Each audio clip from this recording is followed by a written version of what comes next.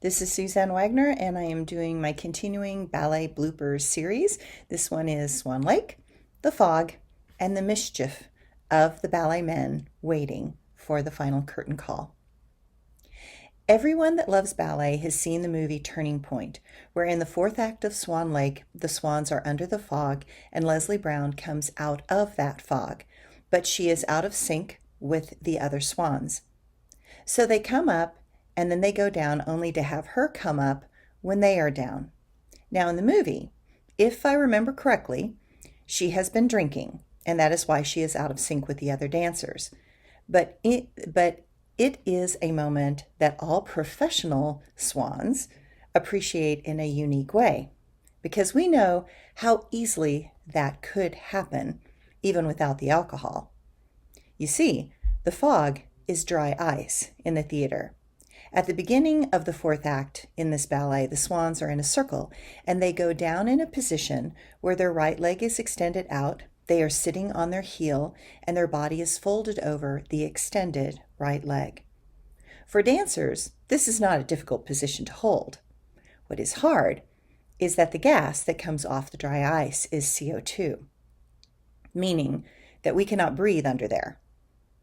The stage crews are pumping the dry ice in from both sides, and before the curtain goes up, we are all breathing as deeply as we can, because once we bend forward and are under the fog, breathing is not advised. It is a highly toxic gas. Think of the CO2 monitors in your house now. The effect is fabulous as the curtain opens up, where there is a visual of deep fog on a lake. As the music begins, the swans rise up together in unison to the sorrowful, wailing sounds that Tchaikovsky so brilliantly composed. All the swans are sad over the betrayal of Prince Siegfried, who was tricked by the sorcerer Van Rothbart into swearing love to the black swan Odile rather than the white swan Odette. The only chance for any swan to be freed from the enchantment was to find true love. So the swans are surrounding Odette protectively at the beginning of this act because she is devastated and in deep mourning. Being under the fog is all about breathing a lot before you go under and then holding your breath, which is difficult to do when you are folded over and crunched in the abdomen. If you need to breathe or do breathe, you try to breathe very little because the CO2 makes you lightheaded and ditzy. By the time we come up, every dancer is grateful to take a huge breath before we go down again.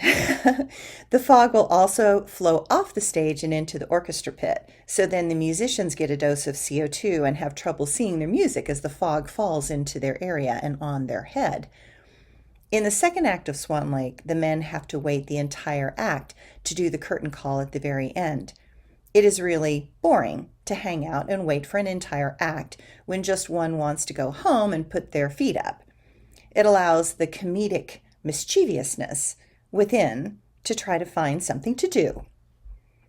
As the women finish Act 4 and head down the stairs, at the bottom of the stairs from the last step to the dressing rooms, the men had collected all of our underwear and had neatly hung them on the rafters of the ceiling going down the hall.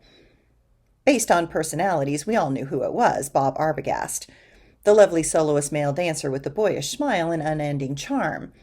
In classic fashion, some of the women were horrified and others pissed off. Me, I think it's somewhat funny seeing all the pretty panties hung up so delicately with great care and the straight men smiling from ear to ear in anticipation of what came next and how we would react. It was, of course, inappropriate. But boredom is a bane to dancers, and they were just looking for something to do. And back then, we did not have the Me Too movement or metaphor. Now I have to back up here a bit and add in that before some previous shows, we had had a man get into the theater that did not belong there. He had managed to evade the security guards, as most of the theater's security team were older. This had happened in the morning as we were doing a round of shows. The dancers were set up in the dressing rooms in the basement with our costumes, makeup, and shoes. All the dancers had come in for company class in the morning, and this guy had managed to sneak in. He had been wandering around the theater while the guards were looking for him. He managed to get in and out without getting caught by the guards. Remember, we did not have all the cameras in the 1980s. After class, the women had gone down to the dressing rooms only to discover that their underwear were missing. Yes, it was sort of creepy. That night, as we were preparing for the performance, Steve Smith, the stage manager, went on the intercom to say that he knew there had been an incident this morning and that if anyone felt nervous and wanted to use the safe at stage level, he would let the dancers put their valuables in the safe.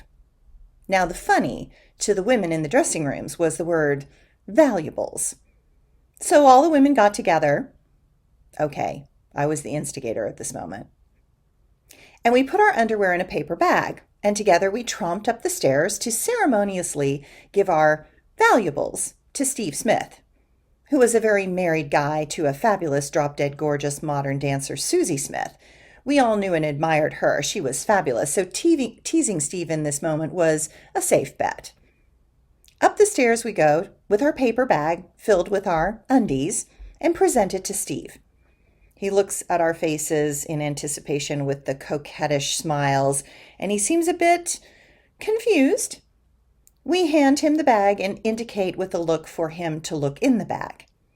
He opens the bag and peers in to see all the tidy whiteys neatly folded up and turns the color of a red delicious apple.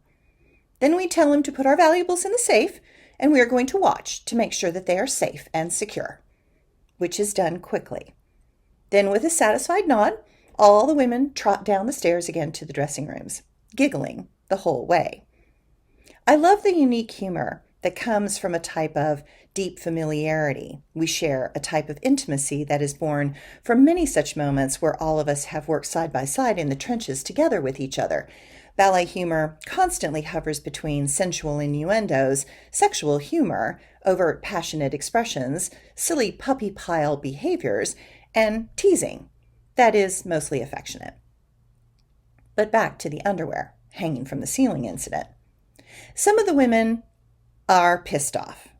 But remember that this is happening just after the last underwear thief escapade. It is literally a few days later. So it is on the brains of the guys, and it was obviously something deeply discussed in detail among the men in the dressing rooms, to the point that they had snuck into the women's dressing rooms and went on a quest for underwear themselves. The women get unhooked from our swan tutus, and I go inside to put on my robe. Then I immediately go out and start grabbing all the underwear off the hangers. Of course, my intention is to ruin their adolescent game, and they know it. Bob Arbogast tries to stop me and says in a serious tone, "No, each girl has to come and pick their own underwear." I know how men think. I know that they want to know which women have the prettiest underwear, and that is going too far. I smile knowingly at Bob and say, "Nope, that is not how this is going this evening. I'm getting all of them off the ceiling." Bob tries to interject, and I stop him with one look. He steps back dejected, knowing that he is not going to get the end result of his little fantasy. I have to say, I love men when their humor is endearing, honest, vulnerable, curious, and in the end, respectful. While this moment was clearly leaning off the edge of respectful, I remind myself that it was the mid-1980s and rules were not what they are now. I have to say that when, as a dancer, you live in a world where people are mostly naked except for a few skin-tight garments, there is so much constant touching of each other that, as dancers, we do not have the same self-consciousness that those that do not do such a job. We embrace all things that are the body. We respect each other because we know the tremendous effort and determination that is required to be in such places. And we are a spiritual family to each other as well as real physical family. Many of us love the ballet because it gave us something that our family of origin could not give us. And that was a type of emotional intimacy and acceptance of our emotional expressions and our deepest selves without needing to apologize or to back up because our emotions made others uncomfortable. We will always and forever be family, That never changes because we dream the same dreams, dance the same ballets, and had concern for other dancers and breathe the same air. Dance forces us to know others on a level of vulnerability and power, grace and grit, fear and success, and determination that shows a deep compassion. It is difficult for us to open fully to those that do not understand the depth to which we can go. We do not understand those that take our personal choices as something personal to them or about them. Dancers are independent and strong. We take responsibility for ourselves and expect others to do the same. To be let into the sacred garden of deep intimacy with a dancer is an honor, not often bestowed on the most normal humans. It is not because we are not willing. It is because most are unable to respect and cherish such a massive gift or even know what to do with it.